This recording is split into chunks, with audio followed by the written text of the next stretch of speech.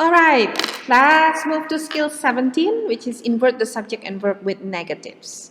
Okay, we already learned the inverted subject and verb with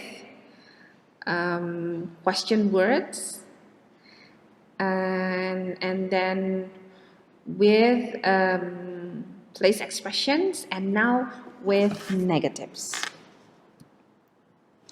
When negative expressions such as no, not, or never come at the beginning of a sentence, the subject and verb are inverted. So if we have no, not, or never at the beginning of a sentence, then the subject and verb are inverted. For example, not once did I miss questions.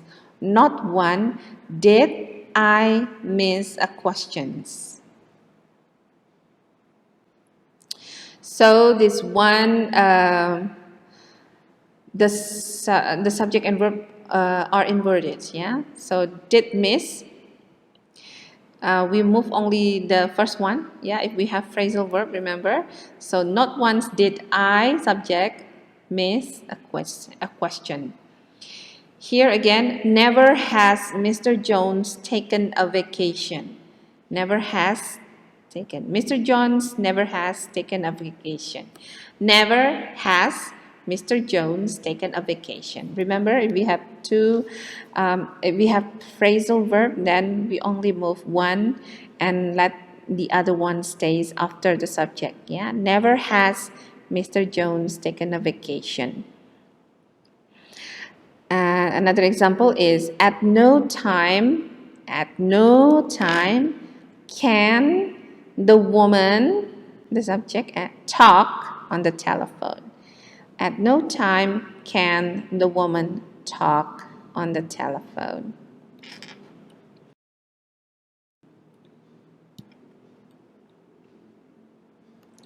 Okay, there are certain words in English such as hardly, barely, scarcely, and only, which act like negatives, right? If one of these words comes at the beginning of a sentence, the subject and verb are also inverted. So if we have words with which acts like negatives, yeah, then and they are found in the beginning of the sentence, then the subject and verb are also inverted. Let's take a look at the example. Hardly ever does he take time off. Hardly, see, ada hardly, barely, scarcely, and only, which act like negatives. Then we invert the subject and verb. Here, hardly ever does he take time off. This means that he almost never takes times off. Does he take time off? Okay. Only once did the manager issue overtime paychecks. Yeah, this means that the manager almost never issued overtime paychecks. Almost never issued. So, issued, what is it? Past tense. So, did, yeah, it used did the manager issue, and then this one go back to the stem verb. Only once did the manager issue. So this one mark the tense, yeah, does, because this one is the present tense, and he is singular, so it's he does here.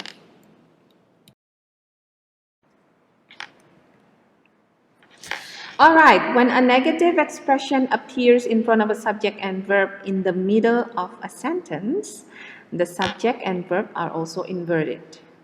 This happens often with the negative words neither and nor. So if we have neither and nor in the middle of a sentence, then we also invert the subject and verb.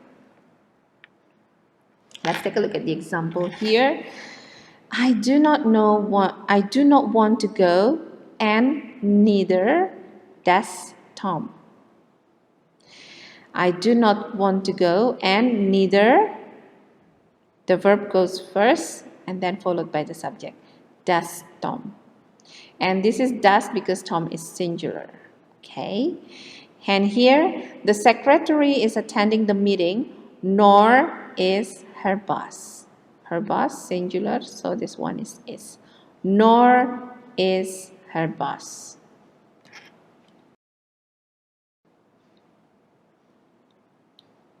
Let's take a look at the example on a real TOEFL test question. Only in extremely dangerous situations, blah, blah, blah, stop. We have the negative word here, only, right? So, only in extremely dangerous situations. So, what is the answer for this? Let's see, will be the printing presses. Will be, remember, if we have the phrasal verb, then we only move one, right?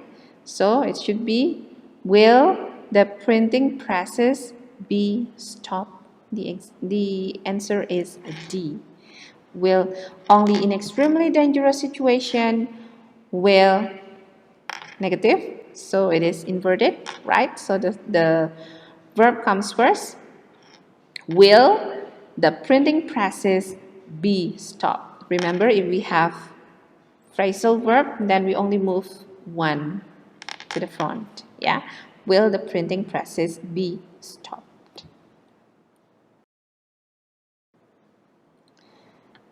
Alright, this is the summary for inverted subjects and verbs with negatives. Remember, if we have these negative words, no, not, never, neither, nor, barely, hardly, only, rarely, scarcely, and seldom.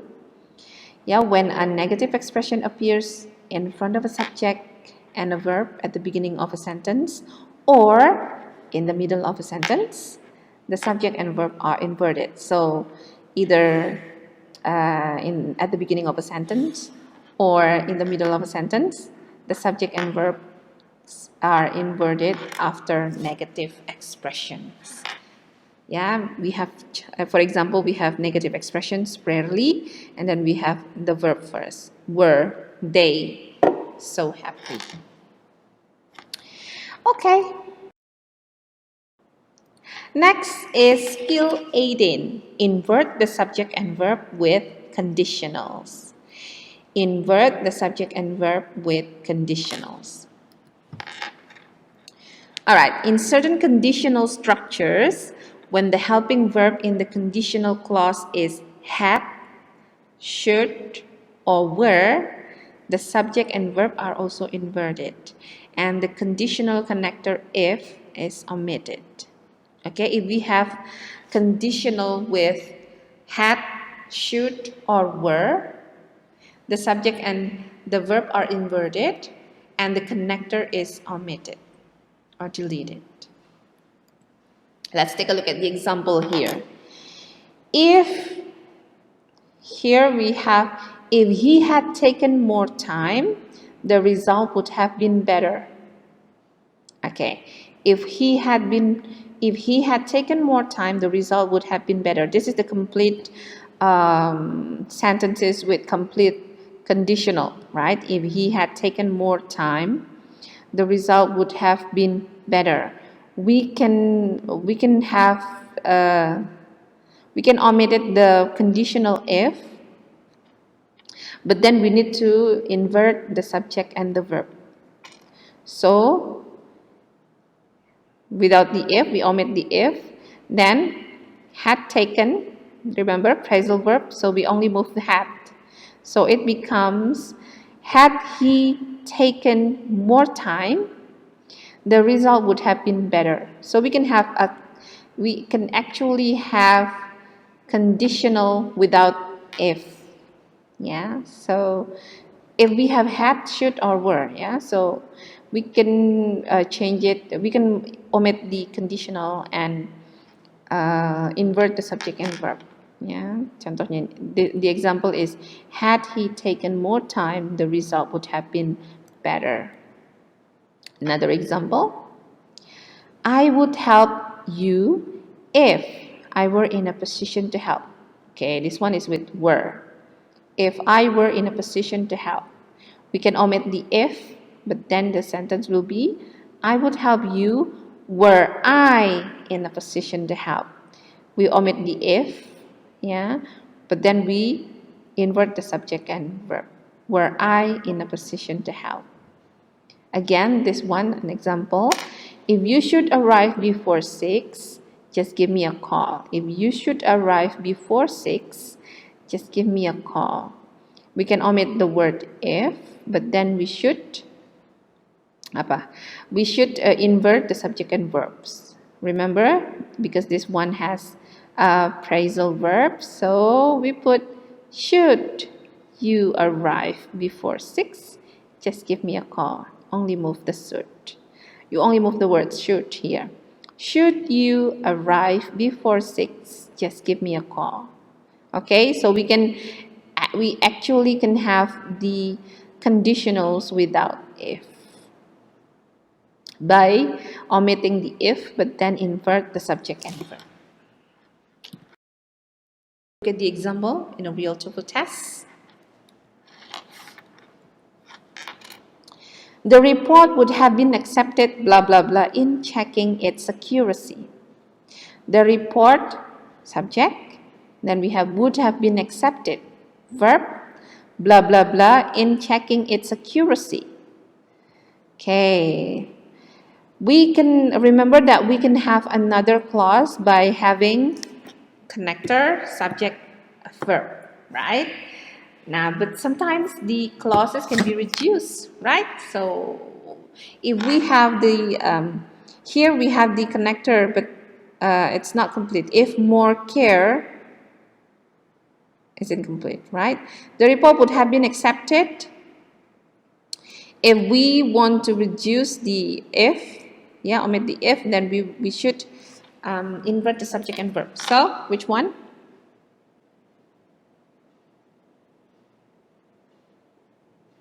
Had more care been taken? Yeah, had been taken. More care is the subject, and had been taken is the verb. Remember, because these are this is a phrasal verb, we only move one. Had more care been taken care. Oh, had more care been taken. So the report would have been accepted had more care been taken in checking its accuracy. All right. Summary. Okay, so we inverted subject and verbs with conditionals. How we do it? If we had, should, were, yeah. When the verb in conditional clauses is had, should, or were, it is possible to omit if and invert the subject and verb. Remember, if we have had, should, or were, yeah. So we omitted the if, and then we have were, he here, he would help. If he were here, he would help. Were he here, he would help. Okay? It is also possible to give if, then the subject and verb are not inverted. Yeah? If he were here, he would help.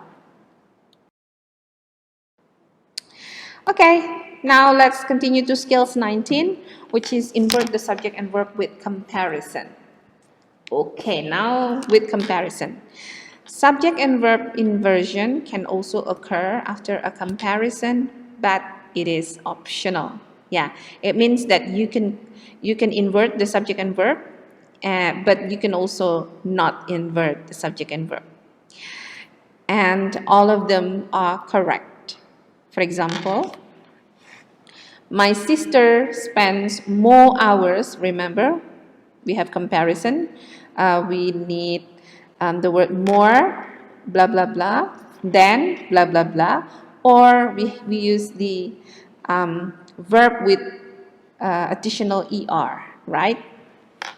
Okay, my sister spends more hours in the office than John. Okay. All right. So we can have also my sister spends more hours in the office than John does, because John is singular, so here it is does.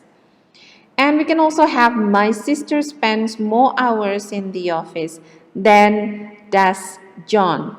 All these three sentences are correct. So we can have my sister spends more hours in the office than John, or my sister spends more hours in the office than John does, and my sister spends more hours in the office than does John. All right, let's take a look at the example of the real TOEFL test questions. Here we have the result of the current experiment appear to be more consistent than blah blah blah the result of any previous tests. Let's take a look at whether we have the subject or verb. Here we have the result of the current experiment, subject, and appear, the verb, and then we have the comparison more consistent than. Then we should have another phrase, another clause here, right? We have the result of any previous test, which is most likely the subject. Okay, then we need the verb here, okay? And the result of any previous tests are plural, so the answer is the verb were. So this is the what is it? Comparison, and yeah, and we can